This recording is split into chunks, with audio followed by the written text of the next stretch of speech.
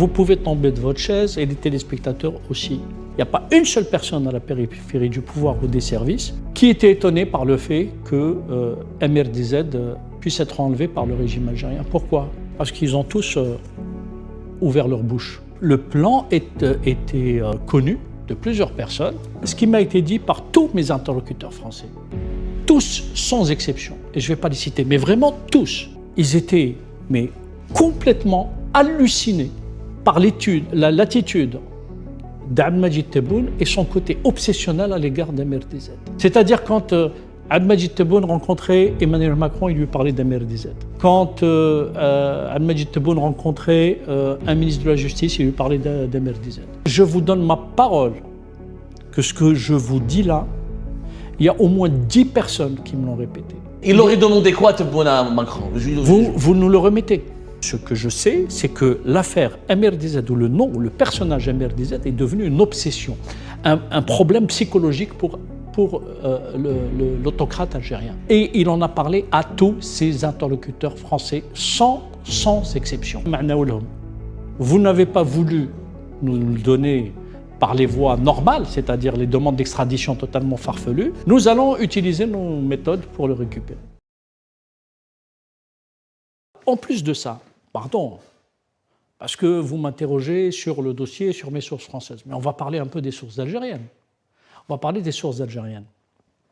Quand j'ai commencé à recouper les informations, à ma grande surprise, et vous pouvez tomber de votre chaise et les téléspectateurs aussi, il n'y a pas une seule source dans la périphérie du pouvoir, parce que je n'ai pas de contact avec Abdelmajid Tebboune, comme vous pouvez l'imaginer, il n'y a pas une seule personne à la périphérie du pouvoir ou des services qui était étonnée par le fait que MRDZ puisse être enlevé par le régime algérien. Pourquoi?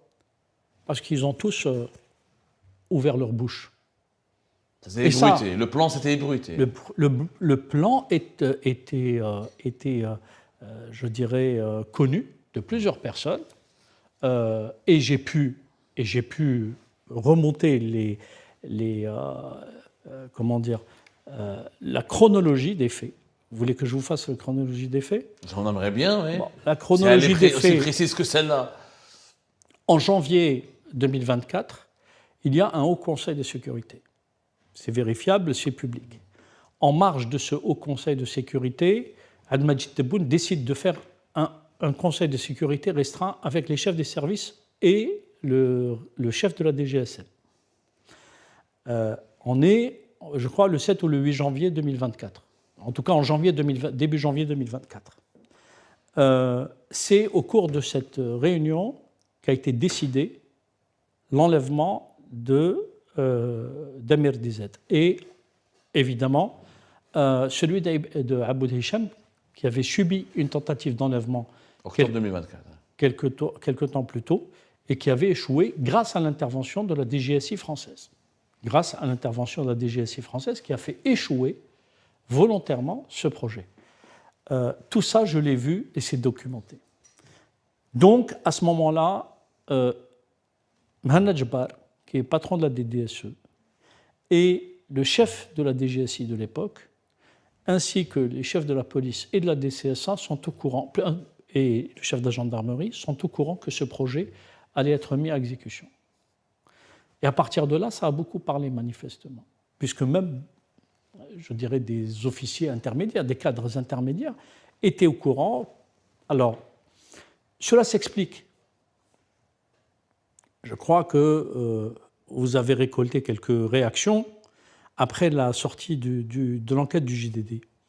Et je crois que certains ont été un peu choqués par le fait que je dresse un portrait psychologique d'Abdelmajid Tebboune. Oui, mais j'allais en parler après, ça. Moi, on va en parler après. On va en parler après. Ce qui m'a été dit par tous mes interlocuteurs français, tous, sans exception, et je ne vais pas les citer, mais vraiment tous, ils étaient complètement hallucinés par l'attitude d'Abdelmajid Tebboune et son côté obsessionnel à l'égard d'MRDZ. C'est-à-dire quand Abdelmajid Tebboune rencontrait Emmanuel Macron, il lui parlait d'MRDZ. Quand Abdelmajid Tebboune rencontrait un ministre de la Justice, il lui parlait d'MRDZ. Attends, Mohamed, ce que tu dis là, c'est énorme. Ce que tu dis là, c'est complètement grave. C'est que Tebboune... C'est pas ce que je dis est grave, ce sont les faits qui sont graves. Sources, voilà, ce que les sources sont non, pas les sources, les faits qui sont graves, parce que ce sont des faits. Donc Tebboune a parlé à Macron, il a abordé le cas MLDZ. Donc le chef de l'État parle d'un blogueur cyberactiviste, quand même. Je vous donne ma parole que ce que je vous dis là, il y a au moins 10 personnes qui me l'ont répété. Il y a au moins 10 personnes. D'ailleurs, pour quel autre... il aurait demandé quoi Tebboune à Macron? Vous nous le remettez. En fait, ce qui s'est passé, c'est que MRDZ a eu 7 demandes d'extradition avant 2019, sur des motifs complètement fallacieux, vous connaissez le dossier, etc. Ouais. Ensuite, depuis l'arrivée de Tebboune, ils ont rajouté 2 demandes d'extradition pour motif de terrorisme. Bon, on peut trouver à ce garçon beaucoup de défauts. Probablement. Mais franchement, l'accuser de terrorisme ou de financement du terrorisme, c'est du foutage de gueule. C'est du foutage de gueule. C'est comme si on vous accusait d'avoir fait des essais nucléaires à Reagan.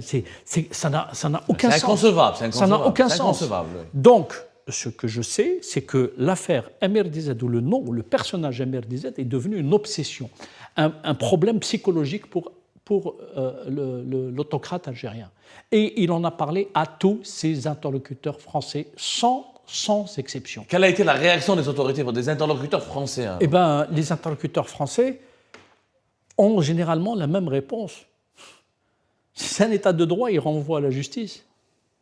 Quand j'ai eu des sources judiciaires qui m'ont dit, ce que j'avais écrit, que, par exemple, dans les dossiers, certaines demandes d'extradition, il y a eu des faux grossiers qui ont été insérés pour incriminer MRDZ, pour manipuler la justice française et essayer de le récupérer par la voie normale judiciaire. Donc il y a eu en tout 9 demandes d'extradition. Elles ont toutes été retoquées à juste titre par la justice française. 1. Ensuite, MRDZ a été reconnu, et je crois que c'est légitime, comme réfugié politique. Ça a été un choc pour le régime algérien, notamment pour Majid Tebboune, qui savait à ce moment-là qu'il allait avoir un vrai problème. Troisième étape. MRDZ devient ainsi intouchable. Il devient intouchable. Pour lui, il voulait le récupérer. Et là, il s'est passé quelque chose que j'ai appris, et là aussi, je n'ai aucune raison. Les Algériens, lors d'une rencontre sécuritaire, DGSI face à DGSI, font comprendre qu'ils vont utiliser d'autres méthodes pour le récupérer. Attends, doucement. Non, mais je vais terminer après. Oui, je pèse. Ça veut dire quoi? Ça veut dire que la DGSI algérienne, lors d'une réunion de travail avec la DGSI française, les services secrets algériens auraient informé leurs partenaires français qu'ils vont préparer une action sur le sol français. C'est quand même ça. Oui, il y a des choses qui peuvent paraître hallucinantes, mais c'est plus qu'hallucinant. L'Algérie de Tebboune est hallucinante, croyez-le. C'est pas ce que je dis qui est hallucinant, c'est l'Algérie de Tebboune qui est hallucinante. Je voudrais que les Algériens en prennent conscience. En fait, ce qui s'est passé, c'est qu'ils ont commencé à leur suggérer, comme on dit en algérien, ma'naoulhum.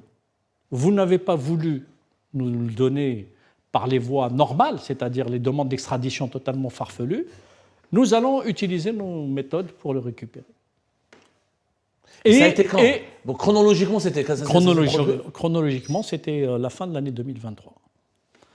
Et donc là, la DGSI française a dit clairement, ne faites absolument rien sur le territoire français.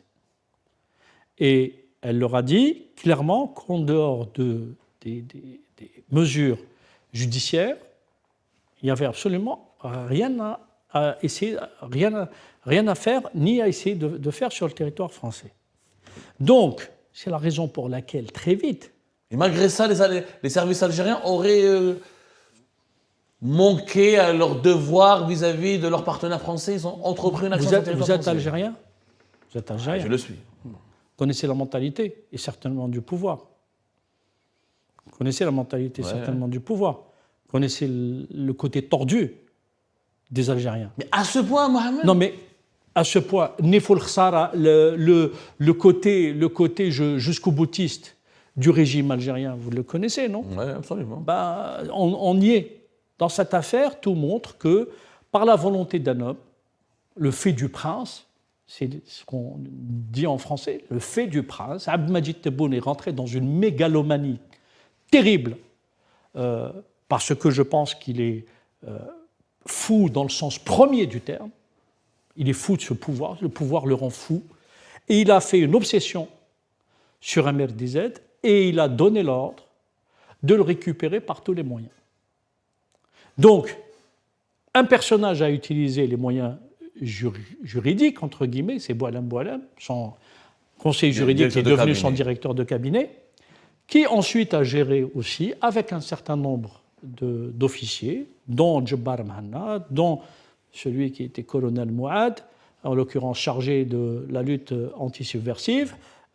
Ensuite, évidemment, son chouchou protégé, le colonel Sadiq Rachdi Fathi Moussaoui, qui est devenu général, et évidemment, tout ça s'est mis en marche. Donc, ce que je raconte là est non seulement documenté, en tout cas est sourcé par des soins, mais en plus de ça, c'est d'une cohérence.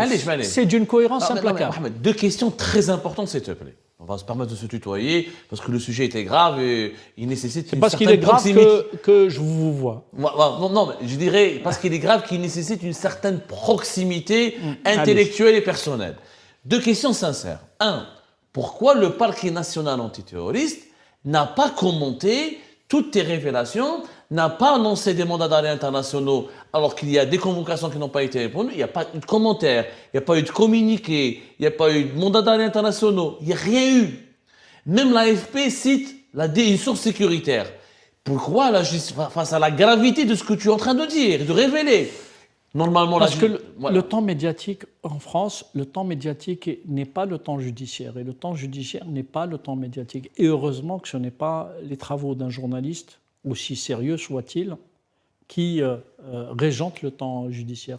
La justice française est indépendante et il y a une séparation des pouvoirs. Ce que beaucoup d'Algériens ne comprennent pas. Je ne parle pas que tes révélations à toi, je parle de ce que les services secrets français ont communiqué aux juges. Il y a deux choses. Que les services de renseignement français, les services notamment intérieurs, la DGSI, il y a deux volets.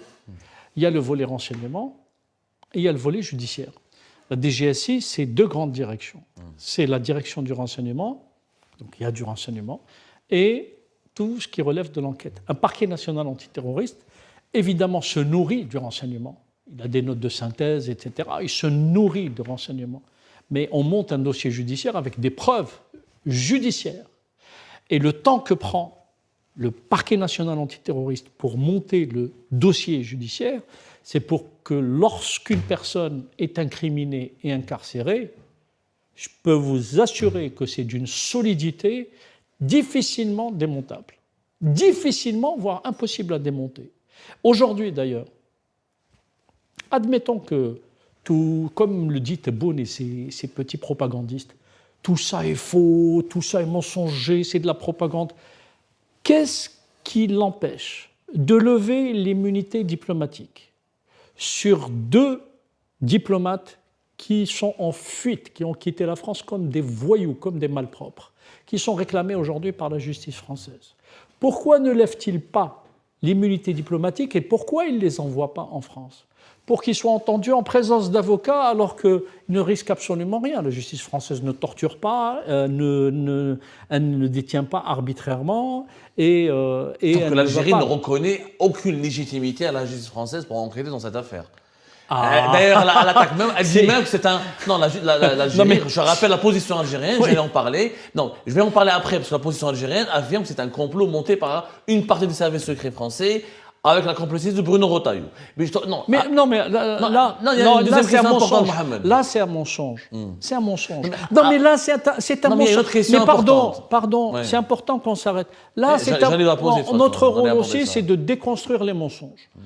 Là, le régime algérien ment dans une propagande éhontée. Pourquoi? Parce que le dossier, qui a commencé le 1er mai 2024, avait avancé de façon assez importante jusqu'à septembre 2024. Pourquoi je cite de mai 2024 à septembre 2024? Parce qu'à l'époque, Bruno Retailleau était, je dirais, simple sénateur en train de gérer le groupe parlementaire qui est le sien, en l'occurrence LR. Bruno Retailleau n'arrive à Beauvau qu'au mois de septembre. Et quand il arrive au mois de septembre à Beauvau, j'ai vu à peu près, j'ai essayé de voir la chronologie, il ne prend connaissance véritablement de ce dossier, parce qu'il prend connaissance des dossiers un peu compliqués et un peu sensibles, et celui-ci commençait à être sensible à partir de l'été 2024. Ce que je disais, c'est là où commence à apparaître un certain nombre de fonctionnaires algériens. Et donc, il ne prend connaissance qu'au mois de novembre 2024. Donc, c'est faux, puisque c'est faux sur au moins deux choses. Le problème des Algériens, c'est qu'ils lisent les autres à partir de leur propre travers. Ils pensent qu'il n'y a pas de séparation de pouvoir. Ils pensent que la justice française fonctionne comme la justice algérienne. Or, la justice française, vous le savez, et tous ceux qui vivent en France le savent, et tous ceux qui sont français le savent, il y a une séparation des pouvoirs que la justice française peut parfois poursuivre, y compris d'anciens ministres de la Justice, d'anciens présidents, d'anciens premiers ministres ou des premiers ministres parfois en exercice. Donc, la lecture que font les autorités ou que les autorités algériennes est complètement fausse et je dirais de mauvaise foi. De mauvaise foi. Ensuite, il y a le deuxième élément. Il y a des faits, c'est-à-dire quand on parle par exemple d'un bornage téléphonique, que fait à 2h du matin un premier secrétaire de l'ambassade et un employé du consulat de Créteil à proximité et du lieu d'enlèvement et ensuite du lieu de séquestration d'MRDZ.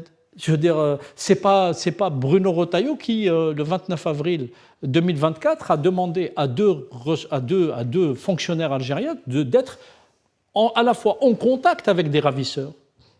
Ils étaient en contact avec eux. Ça, les SMS le prouvent, les échanges le prouvent, les bornages téléphoniques le prouvent.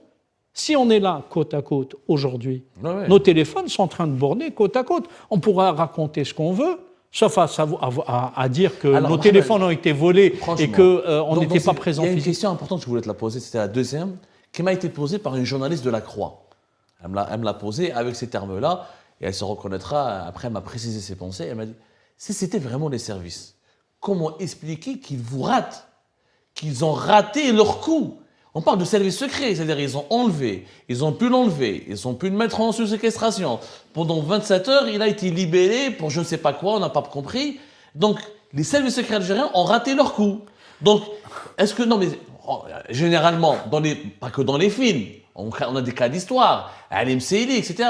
Quand des services secrets de n'importe quel État veulent liquider quelqu'un, généralement, l'objectif, il est atteint. Mais là, on a l'impression que l'affaire, elle a un échec monumental. Ça veut dire que les services secrets algériens sont aussi amateurs que cela? Avec tout le respect que je dois à cette consoeur, que je ne connais pas, il faut lui rappeler peut-être les ratages de la DGSE, à commencer par le Rainbow Warrior. Je veux dire, et heureusement, il y a des opérations clandestines qui ratent, comme il y a des opérations militaires qui ratent, comme il y a des arrestations policières qui ratent, comme il y a des filatures qui ratent. Je veux dire, il n'y a que dans les films qui durent 90 minutes, et encore, et même dans les films, il y a parfois de grands services qui ratent. Je veux dire, la CIA a raté beaucoup de choses, le KGB a raté beaucoup de choses, la DGSE, la DGSI française a raté beaucoup de choses. Et alors, je pense savoir pourquoi ça a raté. Ça a raté parce qu'à un moment donné, il y a eu un cafouillage au sein même des services algériens. Ce que je sais, ce qui est documenté, c'est qu'au départ, initialement, MRDZ devait être remis à des commanditaires algériens le 30 avril au matin. Finalement, cette date a été modifiée pour le 1er mai. Et pendant ce temps, entre le 30 avril et le 1er mai, il était censé rester drogué, il se trouve qu'il s'est réveillé. Le dossier montre qu'il s'est réveillé parce qu'il avait une rage de dents, et donc la rage de dents a été beaucoup plus forte que les somnifères et les quantités importantes de somnifères qui lui ont fait ingurgiter. Et donc, il y a eu un cafouillage entre aussi ces ravisseurs qui n'étaient pas les services, c'était des sous-traitants. Et les sous-traitants ont décidé à un moment donné, parce qu'ils estimaient que leur commanditaire ne leur avait pas tout dit sur la qualité de la personne à arrêter, c'est-à-dire qu'en gros, qu'ils ne savaient pas que c'était pour des considérations politiques, ils ont pris peur, ils l'ont relâché à 3h du matin, quelques heures avant que d'autres personnes ne viennent le récupérer et l'emmènent jusqu'à Alicante pour qu'il soit mis sur un yacht. Et ça, c'est encore une fois documenté dans l'enquête. Donc, il faut lui répondre tout simplement. L'opération a raté parce qu'il y a des opérations clandestines qui ratent. Oui. Et l'opération aussi a raté, me semble-t-il, parce que je pense que... Moi, je ne pense pas que ça soit déniquelé, en vérité, contrairement à tous ceux qui le disent. Je pense que les Algériens se sont trop crus sur d'eux-mêmes, considérant que la France était une wilaya comme une autre, c'est-à-dire une wilaya algérienne. Béchar, Tismsilt ou Ain Mlila ou je ne sais pas quoi. Je ne sais pas si Ain Mlila est une wilaya d'abord. D'ailleurs, c'est une daïra. Ouais. Bon, voilà, ils pensaient que c'était une daïra. C'était, voilà, la wilaya d'Oum el-Bouaghi plutôt. Donc, ils ont oublié que la France était un pays étranger. Et donc, ils ont... Cette question, elle est importante parce qu'elle pose une autre question. C'est des années de connivence et de complicité. C'est là où j'en veux terriblement aux autorités françaises. C'est d'avoir été trop longtemps et complices et conniventes avec des voyous, des dictateurs, des autocrates qui ne respectent ni les droits de l'homme ni la démocratie, qui ne respectent ni les droits de l'homme ni la démocratie, et qui finalement les ont amenés à agir parce que les Algériens, quand ils agissent, ils étaient convaincus qu'ils allaient le faire en toute impunité. Il faut se poser la question pourquoi une telle opération n'est pas fomentée à Londres, pourquoi elle n'est pas fomentée aux États-Unis. Pourquoi la majorité des opposants algériens sont établis en France. Ben, c'est pas vrai, il y en a beaucoup qui sont à Londres. Mais je peux poser une autre question. Pourquoi les communiqués, par exemple, quand la France reconnaît la marocanité du Sahara, vous avez des communiqués du ministère algérien des Affaires étrangères qui a une connotation extrêmement virulente, et quand c'est la Grande-Bretagne qui reconnaît la marocanité du Sahara, vous avez une réponse qui est très mesurée. Ou quand ce sont les États-Unis, il y a une réponse très mesurée. Donc en fait, il y a une très grande hypocrisie de la part des dirigeants algériens et une très grande lâcheté, je le dis. Ils se sont habitués. Moi, je suis très content de voir ces relations entre la France officielle et l'Algérie dictatoriale s'effondrer, parce que j'espère qu'elles seront reconstruites sur des bases très saines et plus saines en tout cas. Parce qu'aujourd'hui, ces relations ont été toxiques. Et la preuve en est, vous avez cité Messili, quand le pauvre Messili a été assassiné, son assassin a été remis quelques jours plus tard. Et il a bénéficié d'une totale immunité. La famille de la France a changé justement. On va éviter ce scénario. J'espère parce que jusque-là, je rappelle, tu nous as répondu tout à l'heure en disant que le temps médiatique est différent du temps judiciaire. Mais jusque-là, c'est quand même gênant que la justice ne s'exprime pas. Il y a eu deux convocations qui ont été. Il n'y a pas eu de réponse. Est-ce qu'il y aura des mandats d'arrêt? Je pense qu'il faut être avec la. Pour avoir suivi beaucoup de procès, beaucoup de procédures judiciaires. La justice française est une vieille dame qui est très lente, qui avance doucement, mais qui avance très souvent de façon efficace, surtout le parquet national antiterroriste. Donc, moi, je ne suis pas pressé. Je sais une chose, c'est que lorsque le procureur national antiterroriste va s'exprimer, ça sera le coup de grâce. Et il ne le fera pas pour donner un coup de grâce, parce que l'affaire, ce qu'elle va révéler, il y a des choses dont je ne parle même pas, parce que je me suis engagé à ne pas en parler. Non, parce que je me suis engagé auprès de mes sources à ne pas en parler. Mais si j'en parle avec autant d'aplomb et avec autant de certitude, c'est, croyez-le, ce que je sais est infiniment plus grand que ce que je dis. C'est-à-dire ce que je suis en train de dire à propos de cette affaire n'est que 10 ou 20% de la réalité du dossier. Alors.